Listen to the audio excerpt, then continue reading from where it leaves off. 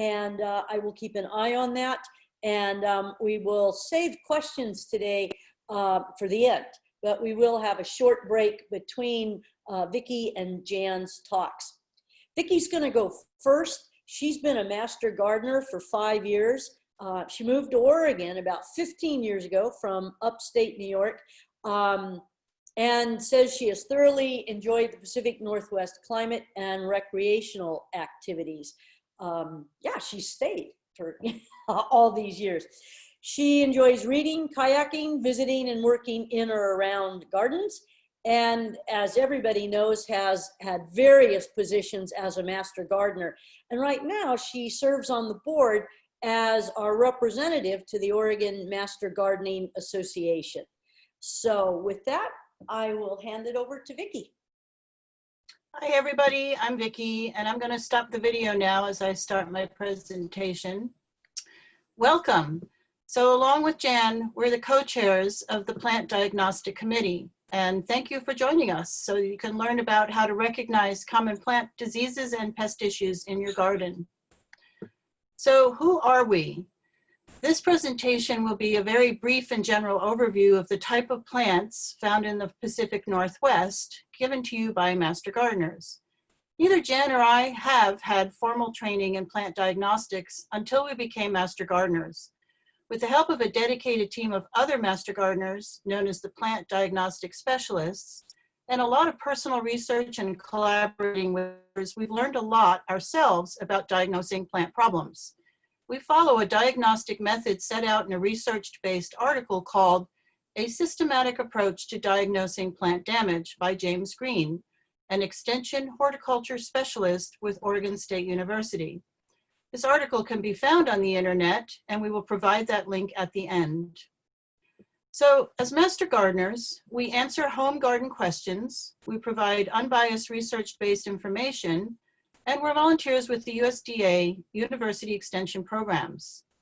Also as plant diagnostic specialists, we diagnose problems in the Master Gardener Plant Clinic, we teach others how to diagnose plant problems, and we're called Plant Diagnostic Master Gardeners, or PDMGs for short. So, do you think you might have a sick plant? Although it seems like there could be any number of possibilities for what might be wrong, there is a methodology in trying to narrow down your plant's problem. And sometimes there might be more than one problem. But for now, in this presentation, we'll keep it simple and focus on one type of plant problem at a time. First, where would we start? We first would have to identify our plant. Then we have to look at the plant surroundings, what would be affecting this particular plant. Then we'd want to detail the reasons you think this plant has problems and describe what you see. And now that we're working remotely, good photographs are a necessity to identify what might be going on. Let's look at each of these steps in more detail. So master gardeners often hear this sort of thing. We just moved to our new property and we don't know what kind of plant we have and it doesn't look good. What do we do? The reason it's important to try and identify a plant, at least to species, is because so many plant problems are species specific. If possible, even the cultivar of a specific species is valuable information. So here are some ideas to help with identification. Ask at a reputable nursery with bringing some plant material to them, or your neighbors, or someone who owns a plant that looks like yours. Plant ID apps are improving and can be a big help, but we've found in a general way, they only start you on the path to identification. However, if you find a close match to your plant, double check by using the initial results and confirming with additional unbiased research websites, such as sites that end with edu and org. And of course, ask the master gardeners for help. We'll provide a list of some other sources for plant ID at the end of our presentation. Second step, now that you know what plant you have, and before you begin to research what might be going on, we still need a few more clues. The second step is to narrow down the possible issues is to look closely at the plant's surroundings and its environment. For example, this is a photo of one of my plants. I might call the master gardeners and say, my 4-year-old prairie fire crabapple doesn't look healthy to me. What could be wrong with it? Some questions based on this photograph we might ask are, what kind of sun exposure does the plant get? Is it near a building or other structures, like a sidewalk? What other plants are nearby? What activities go on nearby? Have you fertilized this plant? Is there a watering system? Third step is to describe and analyze the issue. So to define a plant's issue, it's essential to determine the real primary problem. Is what is happening just happening to the plant's leaves or also to the roots? As you look at your plant, examine the plant from the top downward to determine the location of the primary damage. Ask yourself, has this ever happened before to this plant and maybe it's normal behavior for this time of year? Some plants normally change color depending on the season. Some normally have variegated or multicolored foliage. Determining whether there is really a problem for this particular plant and checking to see if it isn't normal, it's time to describe what signs and symptoms to the plant that the plant is exhibiting. Here are ways to look at what is happening to the plant.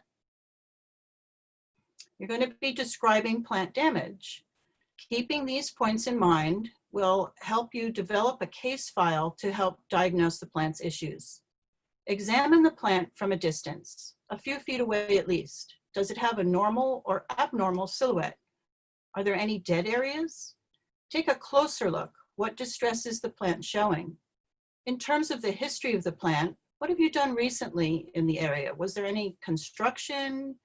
Maybe you used some herbicide or your neighbors used herbicide? Was there any fertilization going on or any other changes? Does it appear to be a simple problem? Or maybe you suspect a multiple of things is going on. As you collect these clues, you are following a diagnostic method.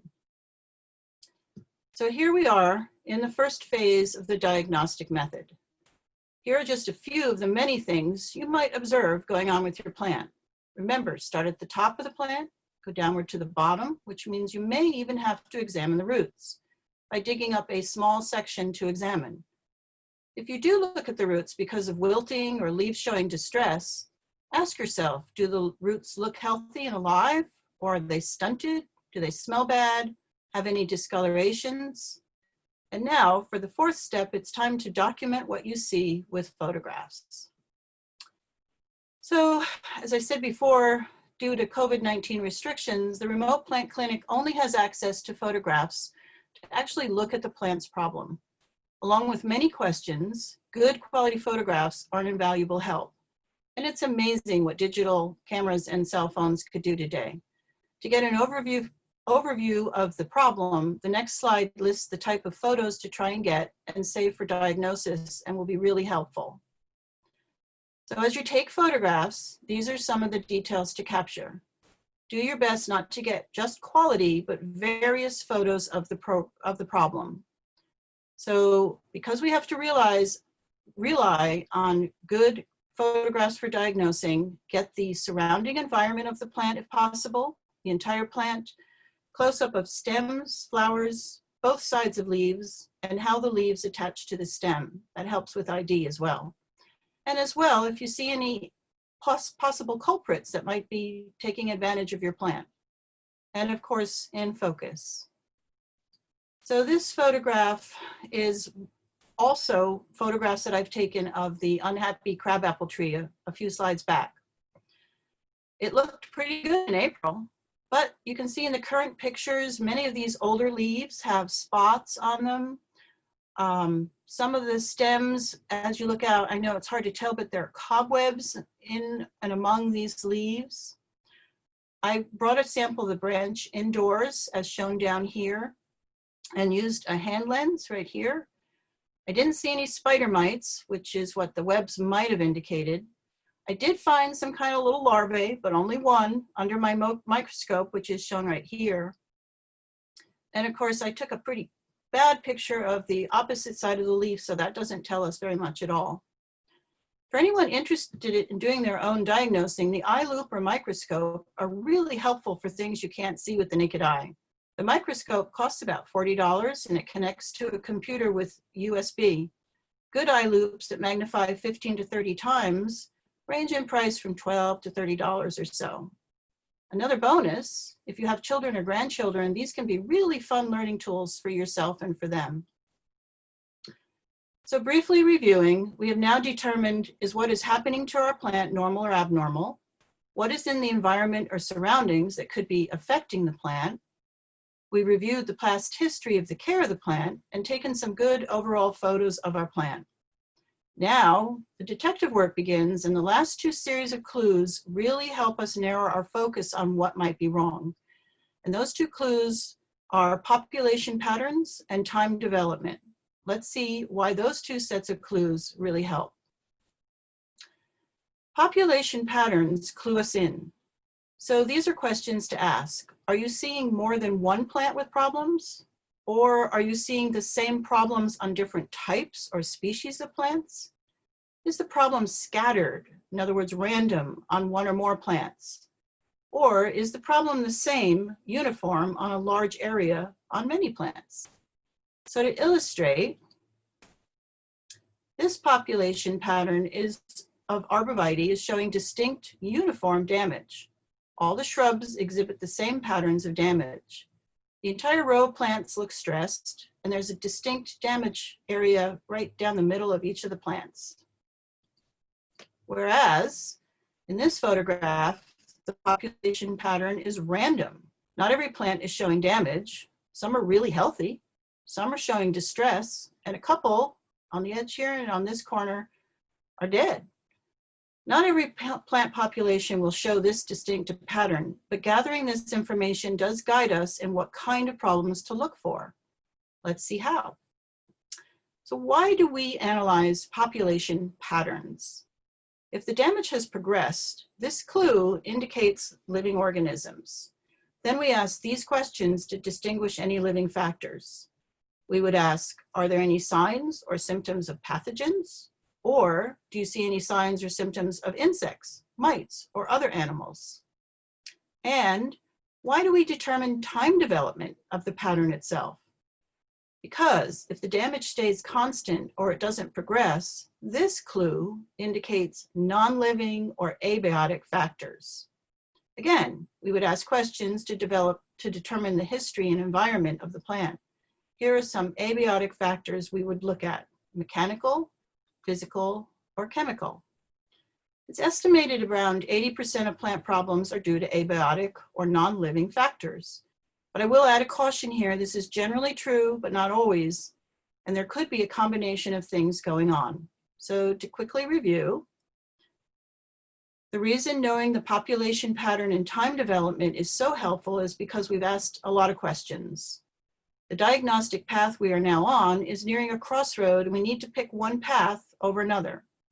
Do the patterns indicate a living cause, which would be a random pattern or one pathway, or a non-living cause, a different pathway?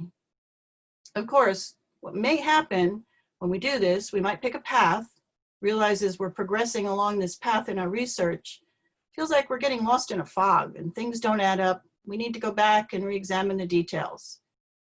But we're progressing forward in our research either way as we consider or eliminate our possible causal issues. In the next section of the presentation, I'm going to show a very, very brief overview of biological or living causes of plant damage and what some of them look like. So if the damage has progressed, we need to determine what living biological causes could be involved. In general, we're going to see two distinct types of biological or living agents of plant problems. Examples of these are pathogens, which would be fungal, viral, or bacterial, and generally need a microscope to determine definitively that they exist. Or they could be insects, mites, or other animals, which generally leave obvious signs of chewing, sucking, plant distortions, frass, or insect feces. So let's look at the first type, the pathogens. Let's look at fungal pathogens first. We're going to look at fungal leaf spots, which have characteristics on the leaves of dry texture, concentric rings, discoloration, and fruiting structures, and fungal roots and stems, which have a general signature of gradual wilting of above ground shoots resulting from fungal infection and destruction of root and stem tissues, so the plant can't take up the nutrients and moisture. In the next two slides, the first slide will show fungal spot leaf patterns. The next will show fungal issues on roots and stems. So for fungal leaf spots, we're going to look for a dry texture like this magnolia, concentric rings on leaves such as on this manzanita, discoloration and dying tissue like this viburnum leaf, and possibly see, even with the naked eye, fruiting structures such as on this maple leaf, which has powdery mildew.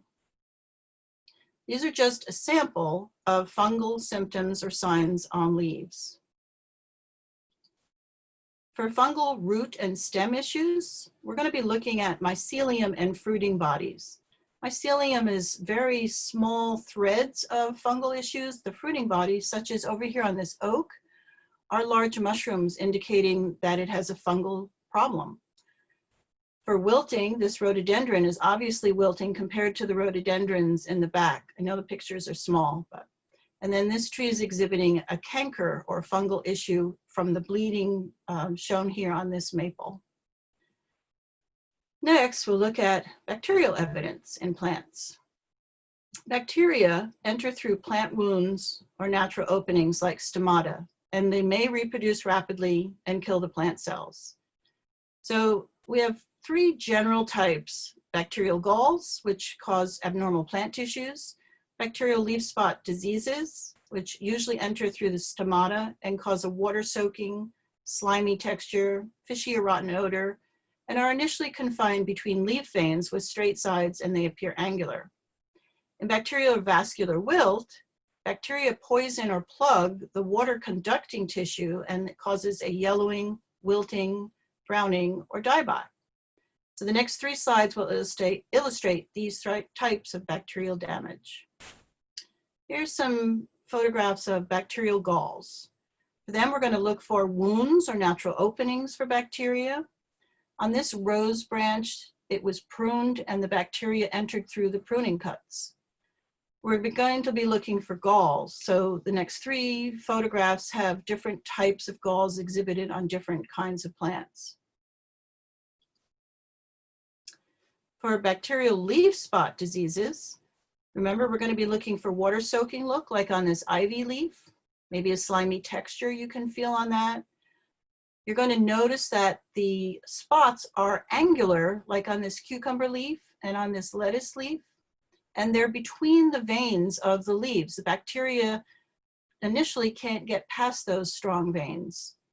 And then if the vascular tissue is interrupted, then you're going to have browning or dieback like on this magnolia.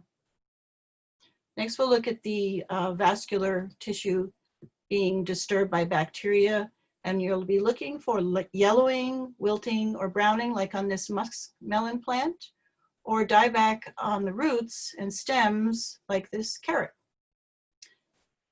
The third pathogen type is viruses. Unfortunately, we've come to understand too much about viruses recently, but we know they're submicroscopic. They need to replicate themselves within a host cell, making the plant cell, in this case, unable to function or grow normally. Many viruses also have insect vectors or carriers, as well as bacterial issues have insect vectors. We'll see four categories of symptoms when it comes to viruses: a lack of chlorophyll formation, stunting or growth inhibition, distortion of leaves and flowers, and necrotic area or lesions. Necrotic means dying. So this slide shows us a lack of chlorophyll formation in these four different kinds of plants, or actually four different kinds of plants. And you can see that there's coloration problems and that the plant is unable to take up enough chlorophyll because of the virus interrupting the photosynthesis. The next slide will be obvious viral stunting. As we can see, this tiny pepper, this shrunken cucumber on this picture here, and then this tomato is infected with curly top virus. It's not wilting, but the leaves are very shrunken, very twisted and deformed compared to the tomato on the left of it. Viruses can also manifest in plant tissue distortions on this slide, We can see a lot of thorns on this rose photograph. On the potato in this section here, it's got bronzed rolled leaves.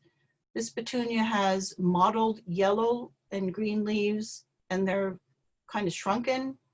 And then this grape leaf has sort of a brilliant coloring and tested positive for red blotch. Again, viruses are really hard because they're so microscopic.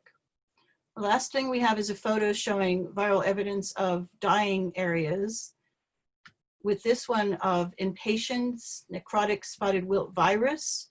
The list over here indicates this can happen to many other ornamental plants. And if you remember the key points of evidence or signature of each type of pathogen, that will help you to focus your research in that direction. So fungal issues, look for fruiting bodies. You might have to use a magnifying glass or hand lens. Remember that bacteria live between the cell walls and they initially don't cover or cross the major leaf veins. Viruses take over plant cells to replicate, and they often cause distortions or rings on plant tissue like we see right here on this leaf. So before we go on, and I know that was really fast and you're probably overwhelmed as I first felt, but if you kind of remember those 3 signatures, it might help to trigger a response on what's happening to your plant.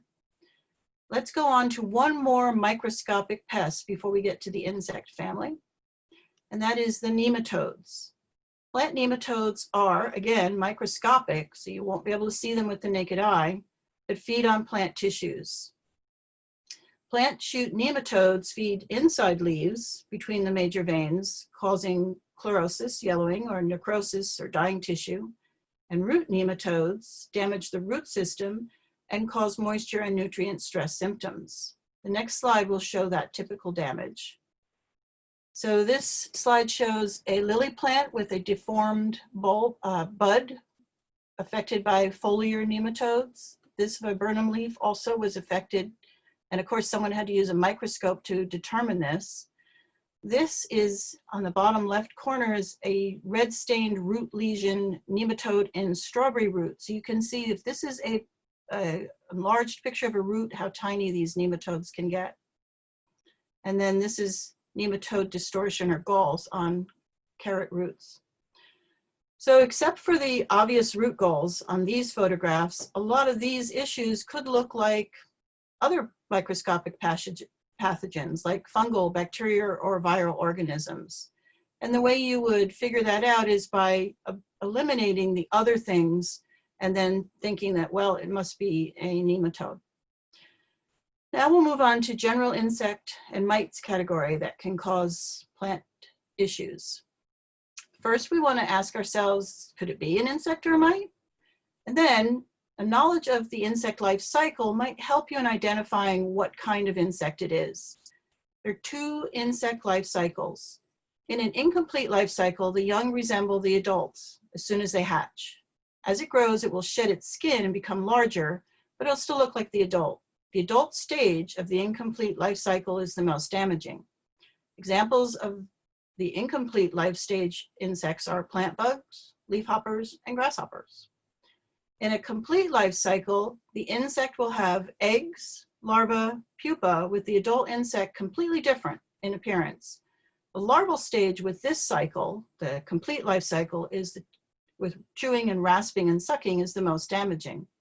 Examples of the complete life cycle of insects are butterflies, moths, weevils, beetles, and flies.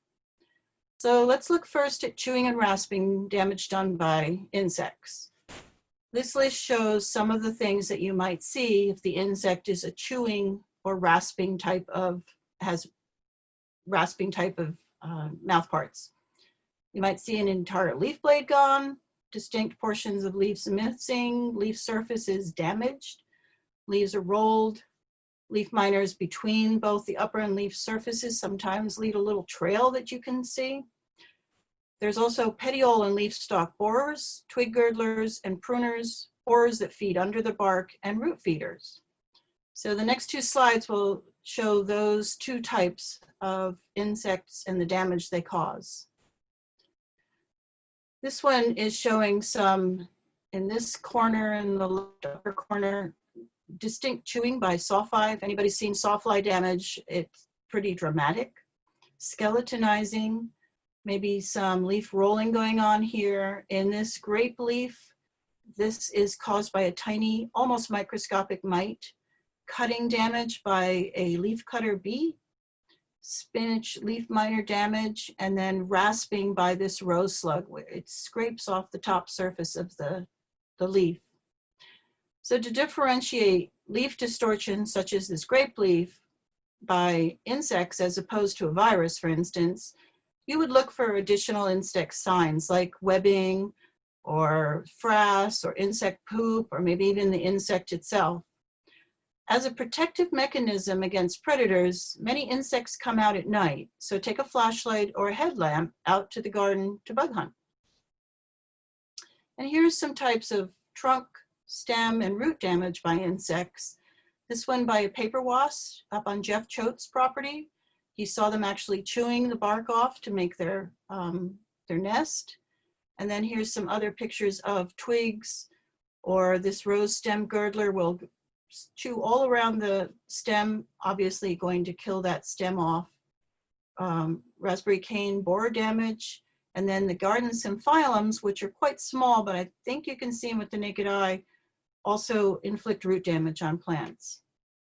Now we'll go on to the insects with the sucking mouth parts, which would cause spotting or stippling, leaf curling or puckering, general flecking or chlorotic pattern, and a leaf and stem distortion, or galls, split twigs, damage to the root, stems, or branch is shown by a general decline of the entire plant or a section of the plant. So insects, damage from sucking insects might look like this azalea lacebug stippling on a rhododendron leaf, distortion by a midge. This is an actual spittle bug, quite highly magnified, but you'll see the spittle in the crooks of grass and other plants. Thrips are very small, but leads to distortion, which might be confused with viruses. The scale insects suck on the plant that they're on, as does the leafhopper. And then this gall midge daylily damage over here is deforming the bud. The last is the few root-dwelling insects that cause damage to plants. We have the strawberry root weevil. This is the immature version and the adult. Both of them will chew on strawberry leaves. And then we have a cutworm and the damage that they can do on lawns by chewing on the roots. And then we have a picture of an Oregon white oak gall by a wasp called an Androcus californicus from Jan's backyard. So a quick review. In order to correctly identify plant problems, it's necessary to determine a few things: the plant's correct identity, symptoms of the issue, the history of the plant, its location, the population pattern, and time development of the issue. This diagnostic method will help you and the master gardeners diagnose your plant's problem. And then it's time to look at options available to possibly manage the problem and the most effective time to manage it. When we return after the break, Jen will discuss the last section of biotic causes, larger animals, and then discuss the non-living or abiotic causes seen in plant diagnosis. So I'm going to stop sharing my screen now. All right, well, thank you very much, Vicki. At this point now then, let's go ahead and take a 5-minute break, and then we will start back with Jan's talk, okay? And I'll try to give everybody a minute or two warning. What time is it?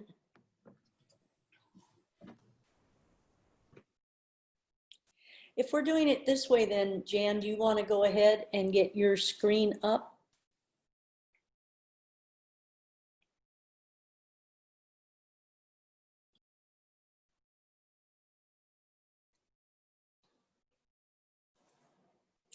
All righty.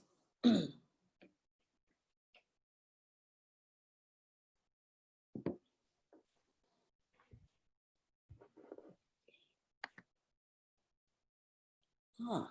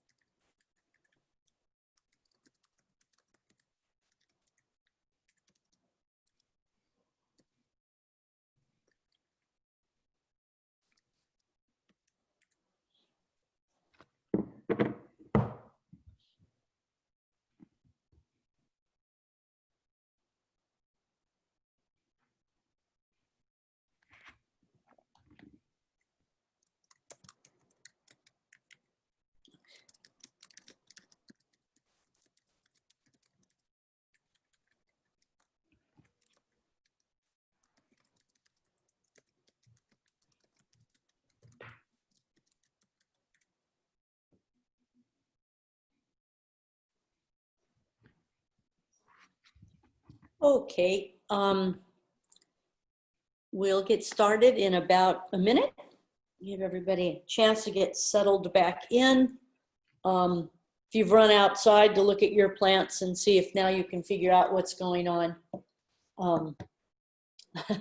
Been sitting here thinking about my flowering currant and just what is going on with it.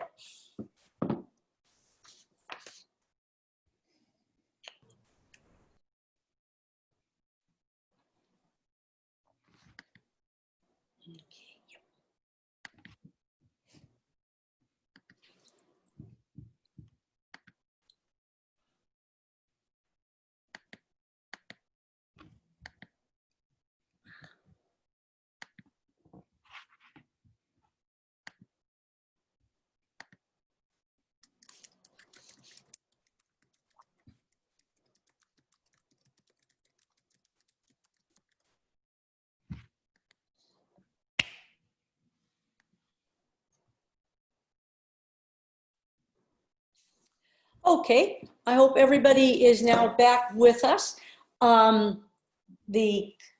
Vicky's co-chair of the Plant Diagnostics group is Jan Gano, and she's going to present the second half of our seminar this evening.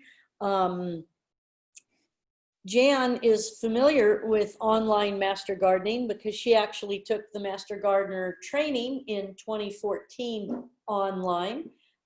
She is also a sustainable landscaping and specialist and a compost specialist. She is also in charge of the mobile plant clinic, and has served on the board for over 5 years. She's our current past president, and mentioned to those of us in the plant diagnostics training this past weekend that she also timed perfectly her retirement, leaving nursing just prior to the coronavirus pandemic. So that's given Jan, I'm sure, lots more time to be in the garden and to prepare this talk. So we'll now continue with Jan Gano. Thank you. First of all, I'd like to thank Vicki for taking the majority of this talk by doing the introduction besides the biotic part. So I don't have to talk very long. So I'm going to take up where Vicki left off and start with other animals that can cause problems for plants. One such problem is slugs and snails. Slugs and snails feed on low plants and cause skeletonization and destruction of leaves, flowers, and other plant soft tissue. Notice the leaves of the hosta on the right. You will often find slime trails on the leaves and the surrounding areas of the plant. Slugs and snails are nocturnal and during the day hide out in dark, damp places. Deer feed on a wide variety of plants. If deer are hungry, there is not much they will try.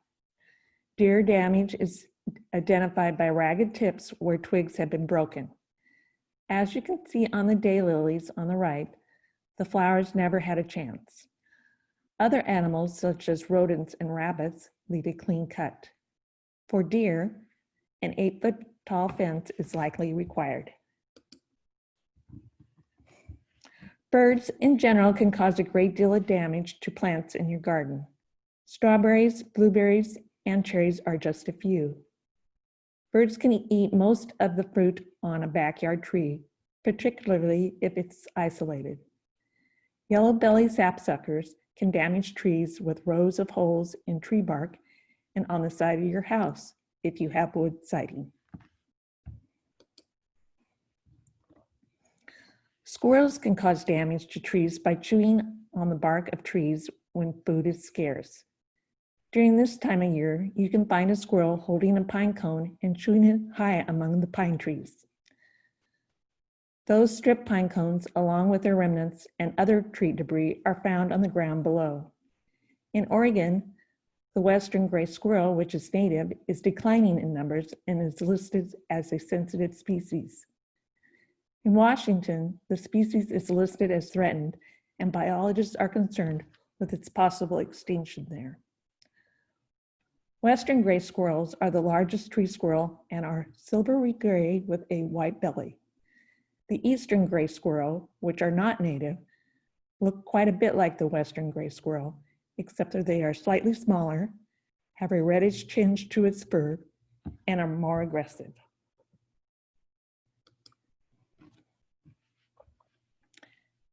Vicki showed this slide earlier, but I'd like to review it before starting the abiotic or non-living portion of this presentation. Abiotic problems can be caused by a single event, such as a night of extremely cold, wet temperatures or chronic conditions such as drought. Abiotic problems, such as heat or drought, will happen on many types of plants, when abiotic problems do not happen on several types of plants. Like the fungus that causes trellis rust on your pear tree does not cause a fungus on your apple tree. Abiotic problems also do not spread or have signs of disease or insects, such as a bacterial ooze, fungus growth, and insect frass. And like it says, these clues are generally true, but not always. Careful observations and questions can rule out or confirm a diagnosis.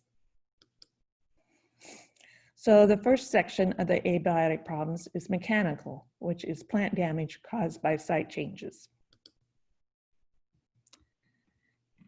Construction damage can be as simple as severing of roots or equipment damage to limbs and trunks of plants. Some cutting of roots cannot be avoided, but can be minimized by not necessarily going in a straight line for utilities and other trenches. Construction sites can cause soil compaction which cuts off air and water to roots. Damage occurs slowly and is sometimes not evident for a few years, particularly with trees. If you have a tree you want to protect, barriers should be erected beyond the drip line of the tree. Chemicals at construction sites can also be a problem. Oil, paints and thinners, concrete and sheetrock can cause soil chemistry, change soil chemistry, and weaken, and in some cases can kill plants and trees. If trees show dieback, prune branches to help reduce insect and disease damage. Improper transplanting is a main culprit of death or decline in newly planted plants. Woody plants can take up to 5 years to establish in their new location. Symptoms of transplant shock can resemble disease and other stresses. Symptoms include decline, canopy thinning, dieback, leaf or flower scorch, poor color, premature fall color, premature defoliation or leaf drop, limited stem growth, stunting, excessive seed or cone protection, and secondary disease or insect problems. Some transplant damage is to the roots. A plant may have been allowed to dry out prior to transplanting, or a root-bound plant may have been forced to continue to grow around and not outward, as seen in this picture. This can be caused by burlap or twine being left around the root ball, or planting in a hole that is too small. The soil into which a plant is transplanted, if it drains poorly or has been compacted, can damage plants and cause it to not do well. Also make sure the plant has been watered or fertilized properly, has been protected for seasonal exposures, and the plant has been planted in a spot that it is suited for. Be sure to check for light, pH, watering, and other environmental conditions for the plant, as in right plant, right place. Be sure to look up the plant. Make sure the conditions match what it is being grown. For instance, if the plant requires full sun, it should not be growing in the shade of a tree.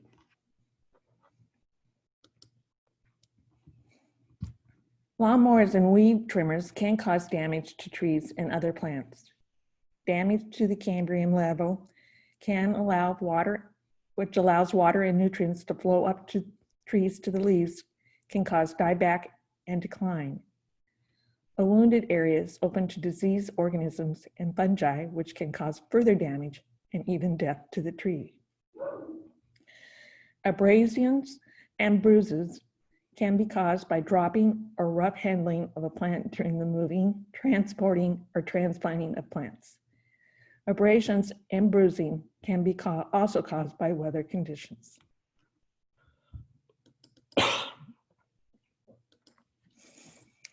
The next section of abiotic problems is physical, which includes the environment and weather.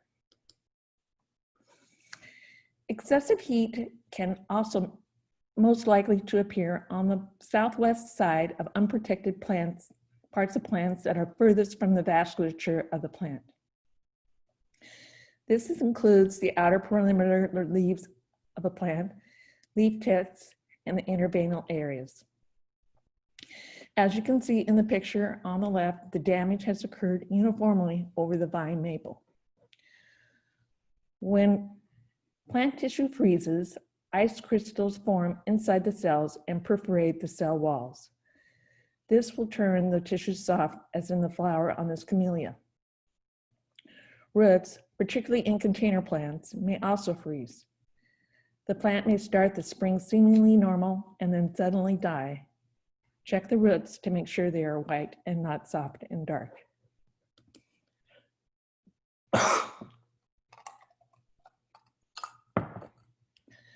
Too much light or sunlight will cause the destruction of chlorophyll in the leaves of a plant and cause yellowing and necrosis or sunburn, as seen on this rhododendron.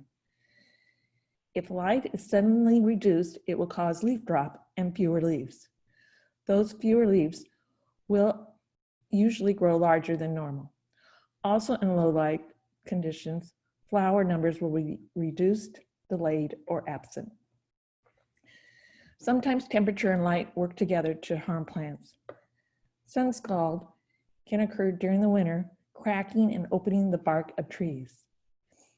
The sun warms the bark, and when the temperatures suddenly drop at night, the bark and cambium layer are not able to acclimate quickly enough, causing damage to the tree.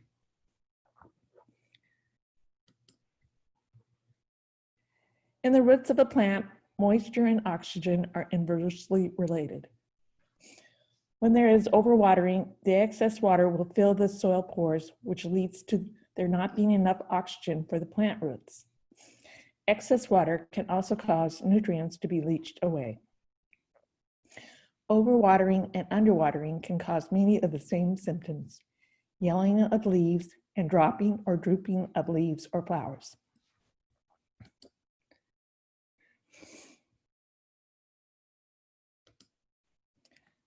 Other types of injuries can be caused by weather.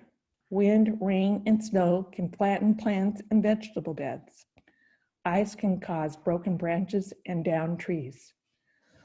While hail can cause the relatively minor damage of the speckling seen in these pictures, it can also cause more severe leaf damage and defoliation. The last section of abiotic problems covers chemical and nutritional problems. Chemical damage can happen on plants that were not the target. Damage can harm all parts of the plant, including flowers and fruits. It can distort flowers, produce poor fruit quality, and even kill the plant depending on the amount of chemical applied. In addition, chemicals can increase the plant's susceptibility to disease. The chemical damage you see depends on the chemical's mode of action and how it affects and interrupts the plant's normal growth and development. Each chemical will need to be researched if you suspect a chemical problem.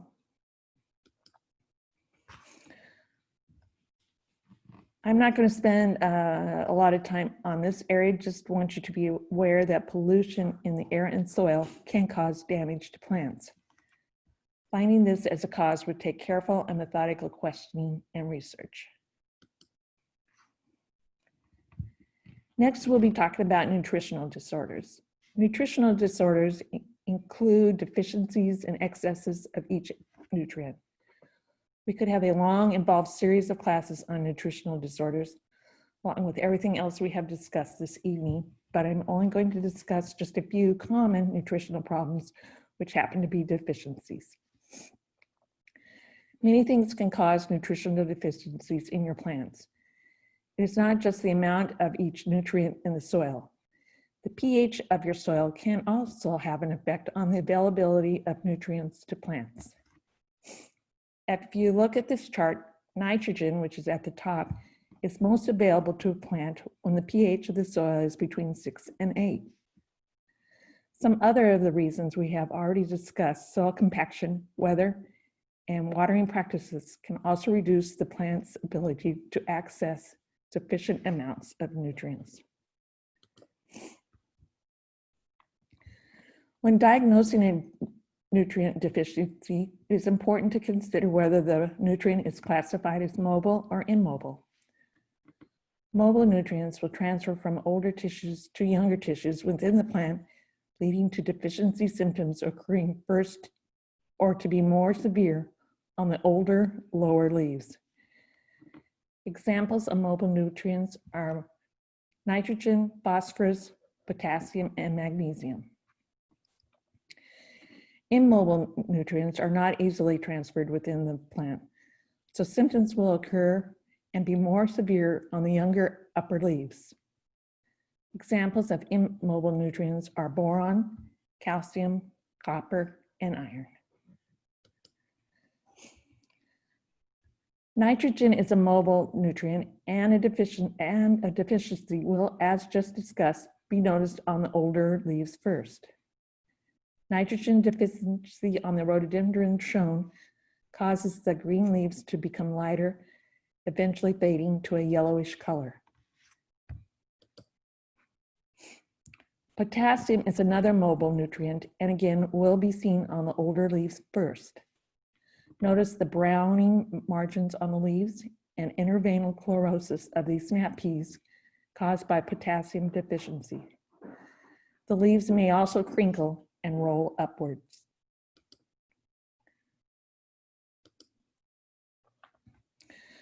We often hear of blossom end rot in tomatoes, but it can also occur in other vegetables such as peppers, squash, and eggplant.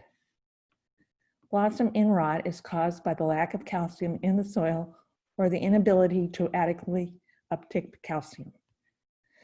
This can be caused by too much NPK fertilizer or incorrect pH. Blossom end rot shows up as a leathery dark spot on the blossom end of a tomato or other vegetables. The spot may enlarge, covering 1/3 to 1/2 of the surface. Iron is an immobile nutrient and will show in the nude foliage. This rhododendron with iron deficiency has developed interveinal chlorosis. The new leaves have turned yellow, contrasting with the veins, which will remain green. I would quickly like to mention pH imbalances, particularly in blueberries. All plants have differing needs for pH. Most vegetables like a pH of around 6.5. Lawns around 6, rhododendrons 5, and for blueberries, and to make that hydrangea blue, a pH of 4.5 is needed. If the pH of the soil is too high, leaves are smaller than normal and are pale green to yellow, have brown edges, or show interveinal chlorosis. pH problems are first seen in new growth because they are generally caused by an iron deficiency. The pH is higher than what is best for the plant, and the plant cannot obtain enough iron from the soil for normal growth. In the graph shown earlier, iron is most available when the pH is less than 6. So now that we have you thoroughly confused, here's a puzzle for you. And Vicki put this together too, so I want to thank her for that. We're going to go through a problem by using the P&W Plant Disease Handbook, so that is your first clue. In the browser window, type pnw.org/plant disease. Scroll down to the, up there. Scroll down to the quick find box and enter the plant name huckleberry in singular and not plural. Each different link in the list will describe different signs and symptoms. Keep clicking until you find evidence matching your plant issue. In this case, after clicking all the links, I will click on the last one, which is broom rust, which does match the plant issue, and click apply. On the next page, you will click on the results, which is broom rust. And the answer is, it's a rust fungus. I just want to note the references that were used, and Vicki and I would like to also thank Margaret Essenberg and Nora Holmquist for the use of their rose presentation, which was a great help, particularly for the introductory part of our presentation. And here's some resources for plant ID. You can send those out if you'd like. And the Lane County Master Gardener's Plant Clinic is currently working remotely, but we are answering questions usually within 1 to 2 business days. Please note our email address and the number you can call to leave a voice message. And do you have any questions? Hello again. Thank you. We don't have any questions yet. Do we have questions that folks would like to quickly type into the chat or the Q&A? Either works fine. Or Erica, do you want to unmute people and let them just ask questions? Yeah, sure, we can do that. I'll also note that I went ahead and put the P&W handbook link to that in the chat. So if you want to grab that and bookmark that, that's a great resource for everyone.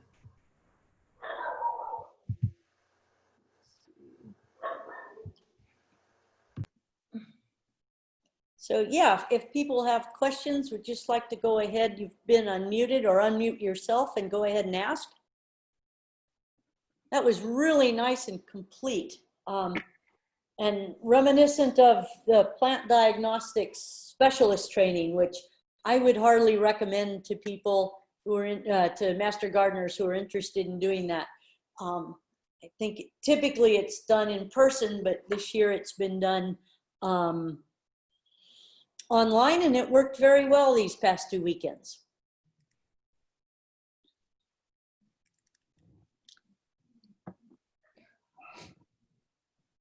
So any questions? Or maybe everybody's, as I said, running outside now to check their plants and start to work at it systematically. Erica, I'm going to mute. My roommate woke up and is barking. I'll take over. I'm not sure I was able to unmute everyone. So if you type your questions into the chat, we'll take them as well. We'll stick around for a few more minutes if anyone has questions. Okay, it looks like someone has their hand raised. Someone is asking about the eastern gray squirrels. Do we have them? I think I have westerns. Vicky or Jen? Yeah. Vicki also wrote in here, and I forgot to mention, eastern gray squirrels were introduced to Oregon in 1918 in Salem. And they've kind of taken over a little bit, and that's why I kind of put in the plug for the western gray squirrel. You'll probably have some around. Best way to get soil pH tests. Yeah. Right now? Probably a professional laboratory right now. The master gardeners typically offer soil pH testing. Right now, just due to COVID, we aren't able to offer that service, and we apologize for that. We hope to have that back up and running hopefully by next year. But you know, you're best maybe seeking out a professional laboratory. There is a really good OSU publication on laboratories that service Oregon. They give a whole list of laboratories. You can get on their website, check out their prices, and go from there. If you're just looking for a cheap and easy, I often recommend the pH paper test strips. It's just a great idea to get a general ballpark. It only costs you a couple bucks. You can buy those paper pH test strips at any place that sells aquarium type equipment, and even places like Home Depot or Ace Hardware, etc. They're pretty easy to use, and they'll give you at least a general ballpark. Most laboratory for a pH test, you're going to pay, you know, $10, $13 plus shipping as well. Vicki or Jan, do you have anything to add to that? Nope, that was pretty exclusive and covered it all. Yeah. But you do need to hydrate your soil. Yes. Yes. And then Jessica Watson, I gave you permission to unmute yourself. I saw your hand was raised. I can't unmute you, but if you can unmute yourself, you can ask your question, or if you're unable to do that, then just type it into the chat and we'll take it. I don't know why my hand's raised. I just said thank you. Oh, okay. Thank you. Thanks for joining us. We appreciate it. And Charles Hammer, same with you. I give you permission. So if you want to unmute yourself, if you have a question, we'll take it. Hi, yeah, this is Charles. I was just curious about the kind of the home pH testing you just mentioned with the papers. And I was just curious, do you, or what process I mean, do you put some soil in a jar, add water to it, mix it around, and then test? Or Yeah, you got to make like a, if I would need to look it up again. It's been probably at least a year or two since I've done that, but you do have to make like a solution with it. It's like a 1-to-1 water solution, and of soil with water. And then once you have that solution made, you basically take the paper strip and kind of dip it into that solution, and it will cause the paper to change color. And then with the test strips, you're given kind of little color-coded scale.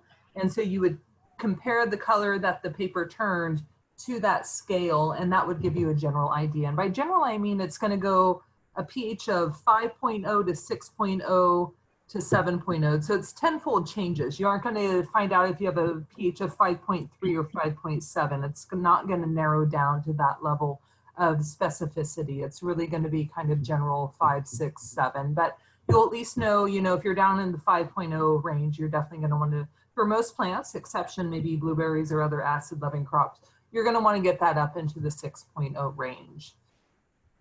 okay, thank you. Mm-hmm. Does anyone else have any questions? I don't see any other hands raised. Oh, something in the Q&A. Let me look. Did you say that Western gray squirrel is endangered in Oregon? Their numbers are declining and they're called sensitive, which is not quite as bad as Washington, I guess. Who calls theirs threatened? Jan, your audio is cutting out. Did you say they're categorized as sensitive? Yes. Okay, so they're in the endangered category. They're in the sensitive category. So it's not as bad as the situation in Washington, but Correct. Yeah, okay, thank you. Don't we also, is the reddish squirrel introduced as well? Because I think there are like 6 species of squirrels in Oregon. And Yeah, the reddish one is the eastern, and they're. oh, is it? Oh, thank you.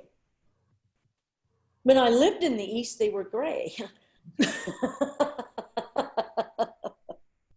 Well, they kind of are. Yeah, someone wants to know if that's your garden in the background. Yes, it is. Beautiful garden. Make sure we didn't miss anything in the comments. Liz, I hope that answered your question about the gray squirrel. If not, let us know.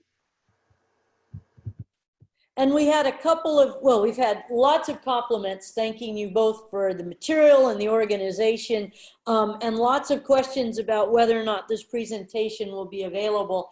And yes, it has been recorded and will become available for reviewing and for viewing by others in a few days, Erica? Yes, Jet and I will get right on that. I see Jet's on this, so she's hearing that. And where do they get posted?